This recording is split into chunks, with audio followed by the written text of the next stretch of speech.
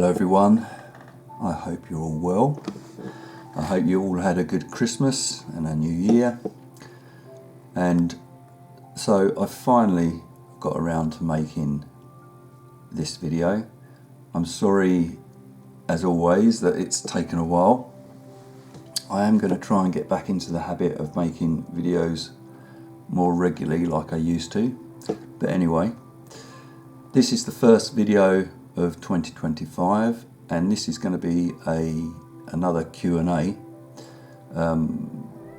answering your questions that you've emailed me on YouTube and via email, etc.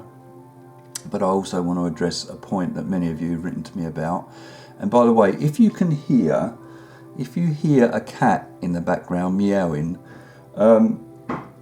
just before Christmas, it's knocking things over now. If you hear a cat, this is because just before Christmas I was adopted by a cat. She started coming round to my workshop, sitting on my workbench while I was working, and decided she didn't want to leave. Then she moved into the house and refused to leave. She's got owners, or she had owners. They came round, and the short version of this story is the owners basically said, she's obviously a lot happier at your house, you better keep her. So this cat has adopted me and Amanda, and now she's officially ours. So if you hear her crying, that's how I've come to own a cat. And you may even see her jump up on this keyboard in a minute and make an appearance. So you'll have to bear with me. She's sitting on the windowsill at the moment, but anyway, that's that noise you can hear in the background. Okay, right. What was I saying? Yeah. So the first point that I want to address that many of you have written to me about is about the Susan Shaw device, and many of you have asked me what's my opinion on it. Have I used it? What do I think of it? Excuse me. Cat hair. I've not used it, so that's the first thing. If you have watched my previous videos, you'll know that I'm not a fan of devices that you stick in your ear or in your mouth, like the Neuromod device, the lollipop thing where you put that in your mouth and it sends electric shocks through your tongue. I'm sure many of you have seen that. There was a big hoo-ha about that when that came out. That all seems to have died down, and it wasn't the holy grail that everybody was saying it was going to be, which I never thought it would be. Basically, I'm not a fan of devices. But, however, in regards to the Susan Shaw device, everybody seems to be saying how great it is.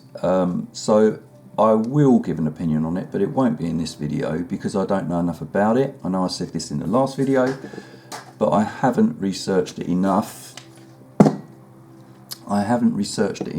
To really give an opinion on it. So I'm not going to do that in this video, but I will give an opinion on it once I've researched it a little bit more.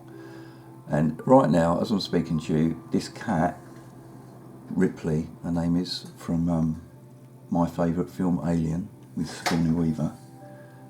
Right, can you just sit down for a minute?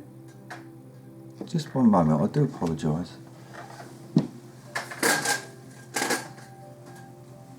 Right. Say hello. No. Okay, I can see that accommodating videos while having a cat is going to be something I'm going to need to address. So anyway, yeah, back to Susan Shaw device. I will give an opinion on it, but it's not going to be in this video. This is going to be a Q&A. Okay, so today's first question comes from Tripwire Guy. Hello Tripwire, I've not heard from you for a while. Okay, so Tripwire, you wrote, aid at tinnitus support. Can you tell me why it is that during the day my tinnitus is very low to the point of I'm not hearing it. And then later in the evening, I'm still not hearing it, or it's very low. I can go to sleep and fall asleep without any issues, but when I wake up in the morning, I can hear my tinnitus, and often it is loud. Excuse me. I've been on my path to recovery, watching your videos for a long time, and have made real progress from where I was, but mornings are still a problem. Can you explain why I'm hearing my tinnitus loudly in the morning when I wake up? Thanks. Okay, Tripwire Guy, this is a common question that I get asked, and many people report this situation of tinnitus being louder in the morning when we first wake up. I've also experienced this, and sometimes when I woke up in the morning, my tinnitus seemed to be, and still can seem to be, present again. Okay, noticeable. So why? My answer is tinnitus can be perceived to be louder in the morning because of a number of factors. But starting off with why you don't hear it in the day, so why you don't hear it in the day, but only in the mornings, the main factor that you don't hear it during the day is there's a lot of outside sound, stimulation going on that your auditory system will be picking up on. And because your auditory system is being stimulated by all these outside noises and sounds and everything else that's going on, your brain will tend to reprioritise the tinnitus into the background, so you're not noticing it so much. And it can be to the point where you're not hearing it at all, so it seems like it isn't there, okay, which is where we want to be. And that isn't necessarily the sound, the outside sound shrouding the tinnitus tone itself. It's more of a case of your brain's perception of it goes down. So the focus of your brain, its perception of it goes down and reduces it and reprioritises it into the background. So, as I say, the brain, when you're out and about, will reprioritise the sound. Now, when you go to sleep, your mind is not only free to wander all over the place without anything for it, any outside thing to occupy it. There also isn't any stimulation from anything going on. It's just your brain in its own thoughts to distract itself away. And while you're asleep, this is an interesting thing, I think. When you're asleep, you're fine. People that I speak to don't seem to have tinnitus in their dreams. In their dreams, they're fine. The tinnitus isn't there. So while we're asleep, everything's good. The problem comes when the body and the mind are moving into what we'll describe as the waking up phase, okay, of getting us ready, the brain getting us ready to wake up, and the brain and the auditory system starts to become more alert and more aware. And when we wake up, immediately wake up, there isn't any immediate stimulation or distraction of stuff for the brain to occupy itself. And so if you've got tinnitus, the brain will find that and focus on it, okay? And it will focus on it until you give it outside distraction and stimulation. That's usually as soon as we get up, go downstairs and make breakfast, and you start occupying your brain with something else. And you will find the tinnitus, this is most people, tinnitus will diminish and reduce once your brain is being stimulated and distracted and focusing on other things. That's for most people. So although your tinnitus may seem louder with an increase in volume in the mornings, it hasn't actually increased itself in volume. It's your perception of it that has changed. Your perception of it has increased what you perceive it to be in terms of volume. Okay, so it will seem louder. I used to have this occur when I was, early days of me having tinnitus. I used to have this occur. I used to wake up and my tinnitus would seem louder. But as I say, as soon as I started doing other things, it would reduce. I mean, now when I wake up, first thing in the morning, I can hear my tinnitus. It's not loud. It's like a level 1 or 2, but I can notice it.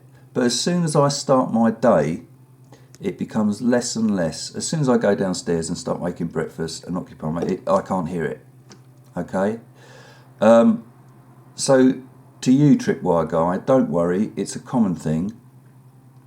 Your tinnitus itself has not actually increased in volume. It's not going up in the morning and coming down. It's your perception of it.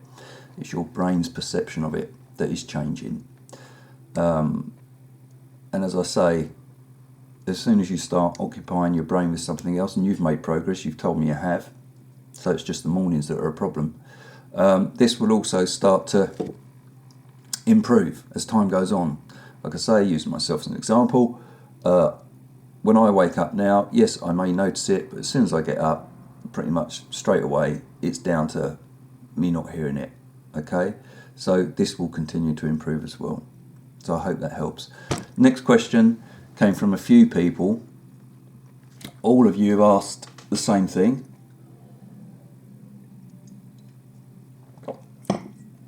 Okay, and as usual, I'm not going to answer each individual. I'm going to do it as a whole.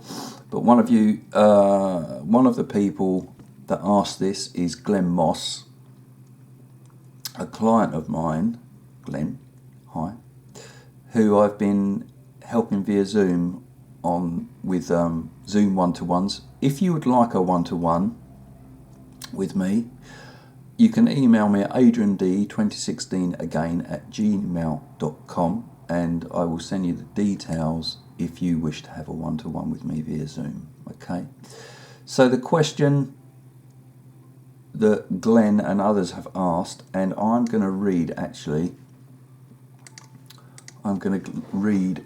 your email, Glenn.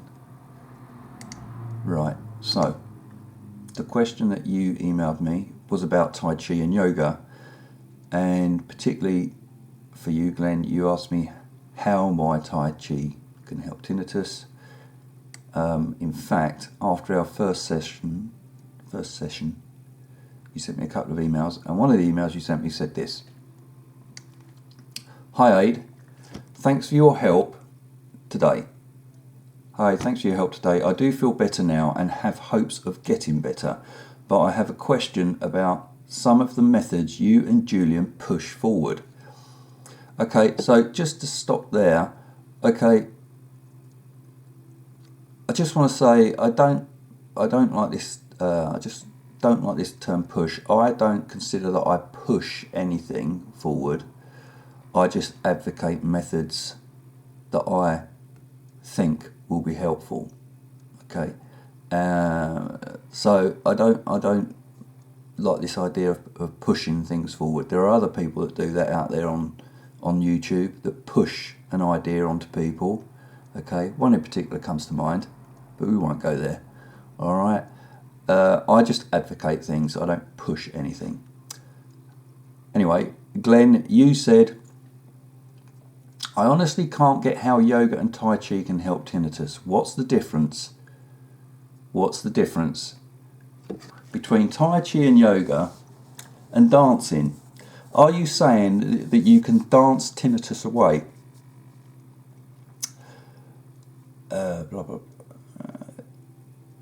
I did enjoy our session, Aid, but that doesn't make sense to me. Please explain how this would work, and also acupuncture. Right.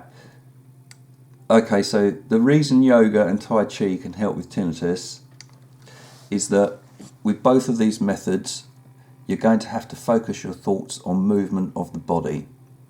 Now, when you have your thoughts and your mind focusing on anything other than tinnitus, as I've already said, the tinnitus tone, it will help to reduce the tinnitus tone in the way that the brain moves its focus and attention away from the sound you hear as tinnitus. And in that, as I've already said, it will reprioritize it away from the tinnitus into your subconscious, into the background. That's with anything that requires focused thought. Focus your thoughts deeply on any one thing, and other things become less of a priority for the brain, and they move further into the background. You don't pay so much attention to them, and it's the same with tinnitus. So with regards to Tai Chi and Yoga, both of these require very deep focus and attention to do well. If you're doing it well, they require deep focus and attention from your thoughts into your body, okay, and into the movement of your body. Julian talks about this a lot. And in this, if you're really focused into your bodily movements to this degree, your brain won't have any choice really but to move its concentration away from the tinnitus, okay, further into the background, which is what we want. I tried yoga and Tai Chi. For me personally, I found Tai Chi more of benefit to me. Others prefer yoga. I found yoga, the type of yoga I was doing, quite exhausting. I was sweating at the end of it. So I preferred Tai Chi. I started Tai Chi in the early years of being struck with tinnitus, and I found it very helpful in reduction of my awareness. People like Julian advocate joining a class where you're with other people. I've heard that can be helpful, and because of the atmosphere of having other people there in a group, etc. But I didn't do any of that. I literally bought an instructional DVD and started to practice Tai Chi in my living room, copying the movements of the instructor over and over again until I got to the point where all the movements were flowing into one another.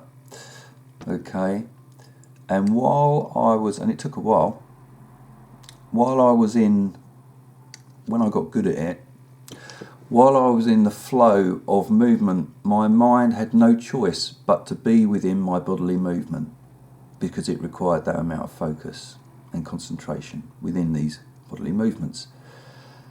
So my brain was focused on that, okay, and not tinnitus. And by getting into that state of mind, your perception of tinnitus will reduce, as I was saying earlier. If you keep this as a regular practice and condition your mind to adopt this thought process, you can start to have this state of mind become more regular, and indeed you can take it to where this is where you want to be. You want to be taking it to where you're living in your life in this state of mind the majority of the time. So where the tinnitus is reprioritised into the background, your brain is realising it's not important, doesn't need to listen to it, and you're in this state of mind where it's in your subconscious. You're not aware of it. That's where I am. Furthermore, once you achieve this mindset, you should be able to remain there the majority of the time, or you can get to a place when you can remain there the majority of the time. It is possible. Okay? And at that point, you don't have to keep practicing these methods, because you'll be able to stay in that state of mind just naturally. Your mind will become that mindset and stay there. That's where you want to be. That's what I consider, where I consider I am. For instance, I've not practiced Tai Chi now for over a year, but I remain, or try to remain, in that mindset of where it helped to get me. So in short, to answer your question, Tai Chi and yoga are helpful in getting you to a mindset and a thought process where your tinnitus will be again reprioritized further into the background, into your subconscious, to the point where you're not even aware of it being there, okay, and where you don't hear it, and that's where you want to be. And that's how Tai Chi, I believe, can help. I hope that helps answer your question. So I think that is actually it for this short 2025 video. Like I say, we'll try and start making videos again more regularly, with or without the cat jumping about on the keyboard. So if any of you want me to address any subject or have questions, as always, feel free to email me or leave a comment on my channel. And if any of you want a one-to-one with me, just contact me at my email address and I can give you the details. Okay? Best wishes to you all, and goodbye for now. Bye-bye.